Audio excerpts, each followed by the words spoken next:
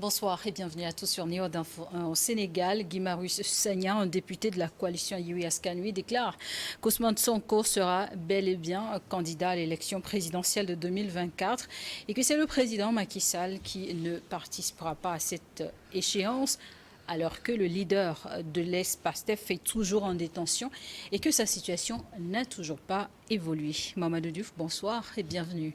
Merci beaucoup.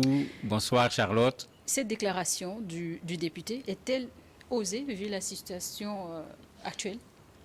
Non, on ne peut pas dire que la déclaration est osée. C'est la posture officielle de PASTEF jusqu'à présent. Malgré les procès, malgré l'emprisonnement actuel qui n'est pas lié à un des procès, parce qu'il faut le dire clairement, c'est lié à un procès à venir. Donc c'est actuellement un emprisonnement d'un point de vue préventif. Il n'est pas en prison parce qu'il a été condamné. Non, pas encore. Il n'y a pas eu de procès pour cela. Donc ces partisans au niveau de PASTEF considèrent que d'un point de vue juridique, à part le fait qu'il soit en prison en attente d'un procès, ce qui n'est pas une situation de condamnation, rien n'empêche à Ousmane Sonko d'être candidat à l'élection présidentielle. Il est arrivé même que certains cadres de PASTEF s'interrogent d'un point de vue stratégique en se disant mais est-ce qu'il ne faut pas envisager un plan B? Mais la réaction de l'essentiel des responsables du parti a été c'est Sonko, notre plan A jusqu'à Z. Et c'est la position qu'ils avaient avant même qu'il ne soit emprisonné, où les gens se posaient des questions sur les procès, est-ce qu'il ne va pas perdre son éligibilité ou pas. Le parti n'a jamais changé de position sur ce plan-là. C'est Sonko, leur candidat pour 2024. Cette question principale, elle reste toujours posée. Mais elle reste toujours posée puisque le ministre de la Justice du Sénégal considère que Sonko ne peut plus être candidat en disant qu'il a été condamné par contumace dans le procès avec Adji Sarr. Et effectivement, quand on prend les textes du code électoral, quand quelqu'un est condamné par contumace, il perd son éligibilité, donc il ne peut plus être candidat. Mais ce qu'il ne dit pas, et qui est la chose la plus curieuse aujourd'hui, un contumace, c'est un fugitif, pour parler un français facile. Est-ce que ceux qui ont Sonko entre leurs mains en prison peuvent faire croire aux gens que Sonko est un fugitif? Alors que cette même condamnation par contumace veut que si vous attrapez le fugitif, la condamnation est anéantie.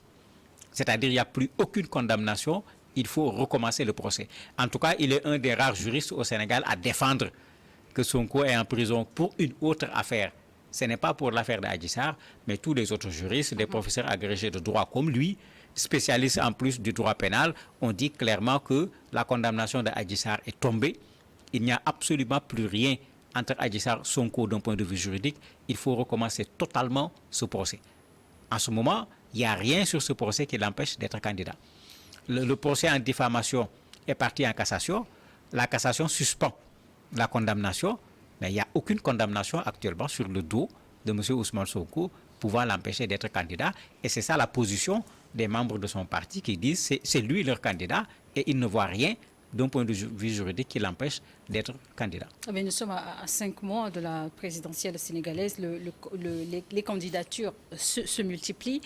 Après la désignation du Premier ministre Amadou Oba comme unique candidat de la coalition au pouvoir, un ancien Premier ministre de Macky Sall a aussi fait part de son choix de briguer le fauteuil suprême. Oui, tout à fait. Boun Abdallah Dionne, qui a été effectivement Premier ministre, il vient de démissionner même pour montrer clairement qu'il poursuit, puisqu'il y avait encore des tractations pour amener les gens à se mettre derrière M. Ba. Il y a d'autres également qui avaient montré leur réticence par rapport à sa candidature, mais finalement, comme Daouda Diallo, il a fini par se mettre derrière d'une façon qui n'a pas convaincu, puisque même dans son discours, il n'a pas cité le nom d'Abdoulaye de Ba pour dire que les gens se posent la question, est-ce que c'est une acceptation ou est-ce que c'est une contrainte? Et justement, et pourquoi il ne fait pas l'unanimité? Vous avez le ministre également qui était sorti avant, qui a dit clairement, en fait, le même jour où on faisait la cérémonie, il a démissionné du gouvernement pour ne pas suivre. On le soupçonne actuellement de vouloir faire bande à part avec Boun Abdallah Dionne parce qu'il était présent à son anniversaire et les gens ont considéré que ce n'est pas anodin.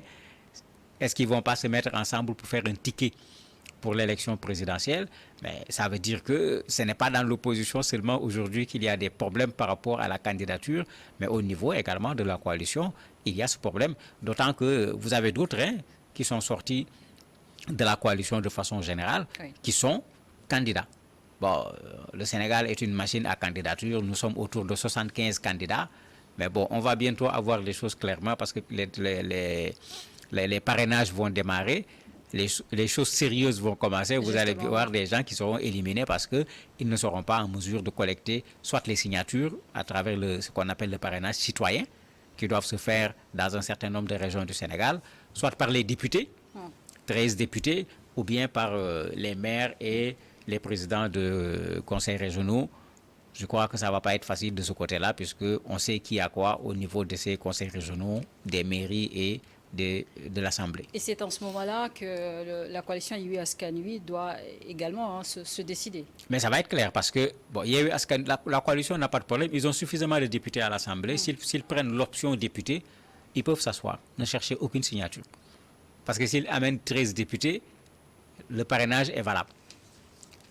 Et c'est pourquoi c'est à la fin du parrainage qu'on va savoir si Sonko est candidat. S'il y a un plan B, on va le savoir. Parce qu'en ce moment, celui qui doit être le plan B, il faut qu'il cherche les parrainages. Soit les parrainages citoyens, soit celui des maires et des présidents de conseils régionaux ou celui des députés. Mais Yewwi Askan Wi a la possibilité de ne rien dire jusqu'au dernier moment. Ils ont suffisamment de députés pour parrainer Sonko et parrainer également un plan B éventuellement. Mais dans leur stratégie actuelle, le discours est très clair. Il n'y a pas de plan B. Mais on va voir clair à la fin des parrainages parce que celui qui n'a pas de parrainage ne pourra pas être candidat. Et quel écho renvoie justement cette sortie du député Guy-Marius Sagna? En fait, ils sont en train de remobiliser les troupes puisque le parti a été dissous. On ne permet plus au parti de se retrouver officiellement, bien que tout le monde sait qu'ils sont en train de se rencontrer, de se concerter. Ils ne peuvent plus organiser de manifestations pratiquement au niveau du Sénégal. La coalition Yewwi Askan Wi, dans laquelle le PASTEF joue un rôle extrêmement important, a même du mal à organiser une simple conférence de presse. Ne parlons pas d'un sitting ou bien d'une marche ou d'une grande manifestation, mais ça fait que si vous regardez de plus en plus, on s'organise de l'extérieur. Guy-Marius est actuellement au niveau de la diaspora, comme on l'appelle chez nous, pour remobiliser les troupes. Mais vous avez vu comment le président Macky Sall a été reçu à New York par des Sénégalais mécontents du fait qu'il n'est plus possible de manifester au Sénégal, qui se sont très bien organisés et qui ont vraiment fait tellement de tort que certains même se sont plaints en disant mais attendez, en tant que Sénégalais, ils ne devaient pas aller jusqu'à ce niveau parce qu'au-delà de la personne Macky Sall qui est un homme politique, c'est le président de la République et c'est l'image également du Sénégal qu'on a finalement mis par terre dans cette affaire-là pour dire qu'effectivement, à défaut de pouvoir à l'intérieur du pays mener un combat qui est un combat politique, donc légitime, normal, les gens sont en train de vouloir mener ce combat à l'extérieur du Sénégal. En tout cas, la coalition, jusqu'alors, nourrit de l'espoir pour Ousmane Sonko, lui justement en prison depuis le 28 juillet. Quelles sont ces nouvelles? Comment se porte-t-il aujourd'hui? Si l'on en croit certaines indiscrétions au niveau de la presse, il se porte plutôt bien. Ces indiscrétions disent même qu'on va le ramener à la prison de Sébikotane, puisque les gens considèrent que son état de santé actuel est redevenu compatible avec l'emprisonnement. Contrairement à ce qui se passait pendant la grève de la faim. Mais ça, on va voir plus clair dans quelques jours. Ce qui est sûr, c'est que son état de santé s'est amélioré, loin de la situation qui avait créé un peu la panique au niveau du Sénégal quand on s'interrogeait sur des risques même par rapport à sa vie. Ses camarades politiques, ils croient toujours fermement, comme ils le disent, ce sera toujours Ousmane Sonko ou personne d'autre. Mais en quoi l'offre politique d'Ousmane Sonko, selon eux, est plus crédible qu'un autre candidat? Il y a plusieurs choses. Il y a la rupture. Ousmane Sonko a, dès le départ, proposé une rupture. Il y a la question de la souveraineté qui est gérée dans d'autres pays par des coups d'État. Ici, ce n'est pas par un coup d'État. Les gens ont réclamé la souveraineté. Il y a l'indépendance par rapport à la France, qui fait partie également du discours de Ousmane Sonko. Il y a l'abandon du franc CFA, qui fait partie du discours de Ousmane Sonko.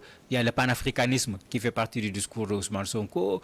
Il y a la lutte contre la corruption qui fait partie de son discours. Donc, mais il a tenu un discours dans lequel la jeunesse sénégalaise particulièrement s'est retrouvé et d'autres Sénégalais également se sont retrouvés. De sorte que finalement, c'était lui, j'allais dire, le maître du jeu au niveau de la scène politique sénégalaise. D'ailleurs, jusqu'à présent, il l'est. Même en prison, on le craint parce que je me dis que c'est peut-être ça la stratégie. On ne veut pas encore dire le plan B, c'est qui, pour amener les autres à se préparer à l'attaquer. Mais ce qui est sûr, c'est que même s'il parvenait à empêcher à Ousmane Sonko d'être candidat, si Ousmane Sonko dit à ses partisans « votez pour telle personne », mais on verra le résultat par rapport au niveau du vote. Parce que le voter pour Sonko aura un poids extrêmement lourd dans les prochaines élections si Sonko lui-même n'est pas candidat. Guy Marius Sagna, député Yewwi Askan Wi, est aussi membre fondateur du mouvement France Dégage. Oui. FAP France Dégage. Oui, il n'est pas seulement membre fondateur, il en est le leader aussi, c'est lui le leader du mouvement FRAPP France Dégage. Et c'est pourquoi ce mouvement, comme on le voit, est j'allais dire, extrêmement proche du PASTEF, parce que quand on dit frappe dégage, je parlais tout à l'heure de France CFA, d'indépendance par rapport à la France que Ousmane Sonko théorise, mais ce mouvement se reconnaît également dans ce discours. C'est pourquoi partout où il y a eu des manifestations, on a toujours vu pratiquement Guy Marius Sagna à côté de Ousmane Sonko. Khalifa Sall, d'autres profils également dont on a entendu parler dans ce parcours. Aujourd'hui, quelle est leur situation exactement? Ils sont tous en difficulté. Parce qu'il faut le dire clairement, Sonko présent dans l'opposition, personne de l'opposition ne passera avant lui. Je ne suis pas un devin, mais c'est ça la réalité du terrain politique actuellement au niveau du Sénégal. Maintenant, Khalifa est dans une posture extrêmement difficile parce qu'il fait partie des membres fondateurs de Yewwi Askan Wi. Mais en participant au dialogue du président de la République, les gens avaient commencé à se méfier de lui en considérant qu'il y a déjà une combine qui est organisée. Et finalement, il y a quelque chose quand même qui ressemble à une combine, il faut le dire, parce que beaucoup d'indiscrétions sont sorties. Le coup de téléphone de Jean-Paul Diaz, je dis Jean-Paul, du fils de Jean-Paul Diaz, plutôt Barthélémy au président de la République, etc. Aujourd'hui, vous avez des gens dans Yewwi Askan Wi qui considèrent Khalifa comme un traître. Bon, on peut penser que le mot est trop fort, mais les gens le disent carrément. Ça veut de sorte que Khalifa actuellement est dans une posture extrêmement difficile. Déjà, c'est les antisystèmes qui ont le vent en poupe sur le plan politique au Sénégal. On considère qu'il est du système. Quand les gens se sont alliés avec eux, certains même étaient réticents en disant qu'il faut se méfier de ces gens-là. Mais ceux-là sont en train d'avoir raison en disant, vous voyez, aujourd'hui, ils se sont retournés contre nous alors qu'on était ensemble à un certain moment. Ça fait que Khalifa va devoir batailler dur pour convaincre les Sénégalais. Et donc au sein de la coalition, au sein de l'opposition, le candidat qui aura peut-être la chance, ce serait un candidat qui aura le soutien d'Ousmane Sonko lui-même peut-être. Non, mais c'est très clair. Au niveau des parrainages passés, au niveau des élections, mais le parti de Ousmane Sonko avait tellement de parrainages que certains qui avaient des problèmes, ils ont pris des parrainages, leur donner pour leur permettre de compléter et d'avoir suffisamment de parrainage. Donc c'est pourquoi je dis actuellement, d'un point de vue électoral, leur poids, ils l'ont prouvé. Même le fait que Tahaou Sénégal, qui est la structure de Khalifa Sall, se retrouve à la mairie de Dakar, mais ils le doivent en partie à Ousmane Sonko. Le nombre de députés qu'ils ont à l'Assemblée, objectivement, ils le doivent en partie à Ousmane Sonko. Mais ça fait que ce divorce que Khalifa n'accepte pas encore comme une forme de divorce parce qu'il dit qu'il est membre de Yewwi jusqu'à présent. Et c'est très intelligent d'un point de vue politique de le dire, parce que s'il sort, dans Yewwi, on s'est entendu pour que celui qui arrive le premier parmi les membres de Yewwi et qui va aller au deuxième tour, que les autres membres le soutiennent. Khalifa a besoin de ce soutien s'il arrivait au second tour, ce qui pour le moment n'est vraiment pas encore évident. Merci beaucoup, Mamadou Diouf. Merci d'avoir été avec nous sur ce plateau. Merci à vous également de nous avoir suivis. On marque une courte pause et la suite des programmes, c'est tout de suite sur Néo d'Info 1.